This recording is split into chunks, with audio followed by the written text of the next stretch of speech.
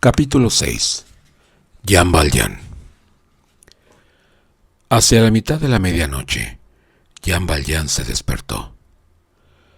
Jean Valjean era de una pobre familia de aldeanos de La Brie. En su infancia no había aprendido a leer. Cuando fue hombre tomó el oficio de podador en Faverolles. Su madre se llamaba Jeanne Mathieu y su padre Jean Valjean, o Valjean, mote y contracción, probablemente de Voljean. Jean Valjean tenía el carácter pensativo, sin ser triste, lo cual es propio de las naturalezas afectuosas.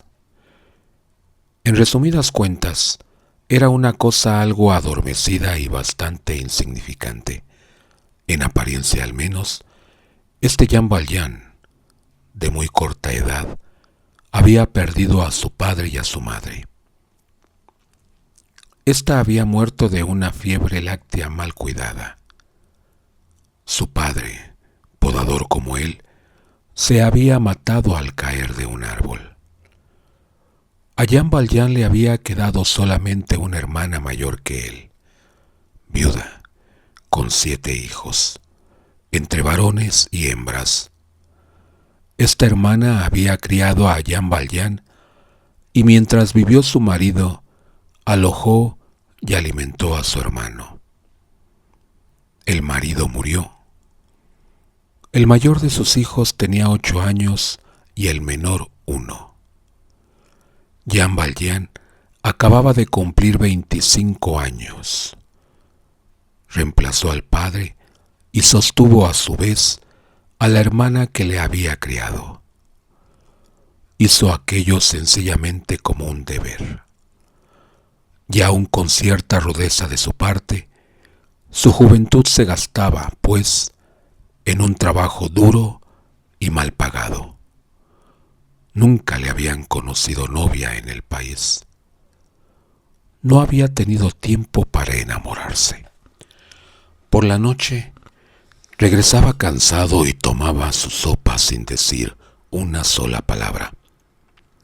Su hermana, la tía Jeanne, mientras él comía, le tomaba con frecuencia de su escudilla lo mejor de la comida: el pedazo de carne, la lonja de tocino, el cogollo de la col, para darlo a alguno de sus hijos.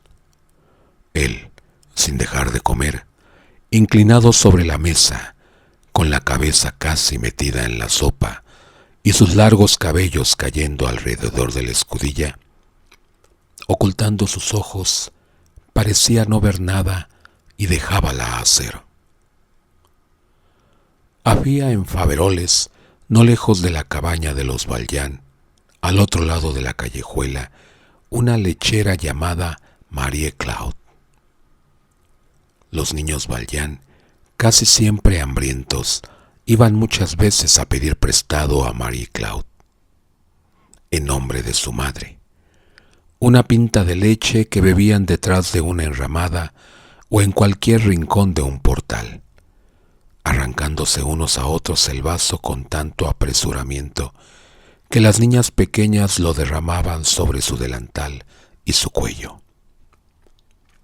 Si la madre hubiera sabido este hurtillo, habría corregido severamente a los delincuentes.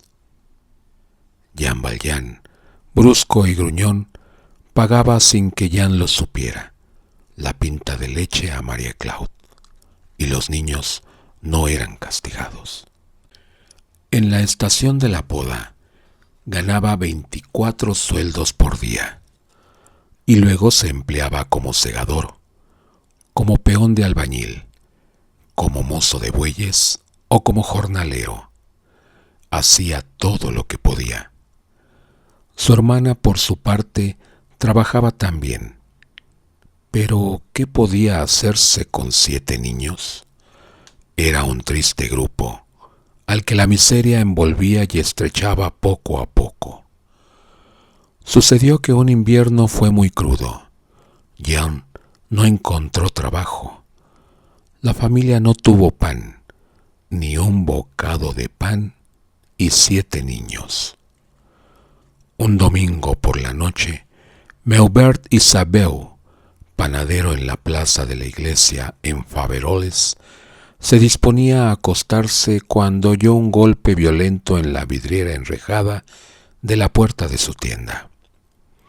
Llegó a tiempo para ver un brazo pasar a través del agujero hecho de un puñetazo en uno de los vidrios. El brazo cogió un pan y se retiró. Isabeu salió apresuradamente. El ladrón huyó a todo correr. Isabeu corrió tras él y le detuvo. El ladrón había soltado el pan, pero tenía aún el brazo ensangrentado. Era Jean Valjean. Esto pasó en 1795. Jean Valjean fue llevado ante los tribunales del tiempo, acusado de robo con fractura, de noche y en una casa habitada. Tenía un fusil del que se servía como mejor tirador del mundo. Era un poco aficionado a la caza furtiva. Esto le perjudicó. Existe un prejuicio legítimo contra los cazadores furtivos. El cazador furtivo, lo mismo que el contrabandista, anda muy cerca del salteador. Sin embargo, digámoslo de paso, hay un abismo entre ambos, y el miserable asesino de las ciudades, el cazador furtivo, vive en el bosque, el contrabandista vive en las montañas o cerca del mar. Las ciudades hacen hombres feroces, porque hacen hombres corrompidos. La montaña, el mar, el bosque, hacen hombres salvajes. Desarrollan el lado feroz, pero a menudo lo hacen sin destruir el lado humano. Jean Valjean fue declarado culpable. Los términos del código eran formales. En nuestra civilización hay momentos terribles. Son aquellos en que la ley pronuncia una condena. Instante fúnebre aquel en que la sociedad se aleja y consuma el irreparable abandono de un ser pensador.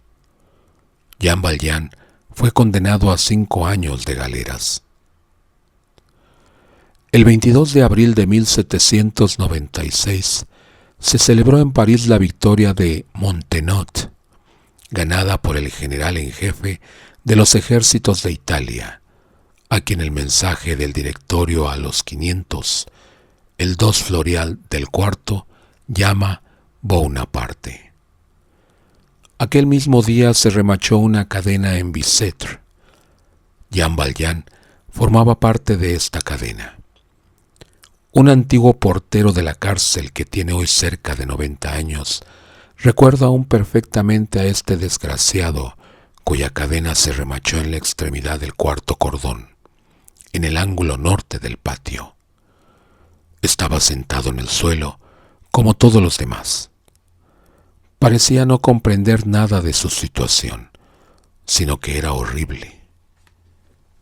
Es probable que descubriese, a través de las vagas ideas de un hombre ignorante, que había en su pena algo excesivo, mientras que a grandes martillazos remachaban detrás de él el perno de su argolla.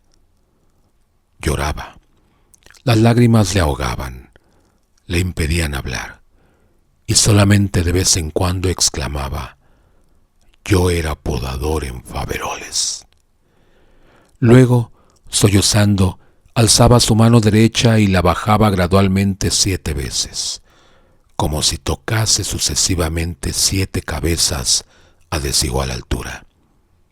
Por este gesto se adivinaba lo que había hecho, fuese lo que fuese.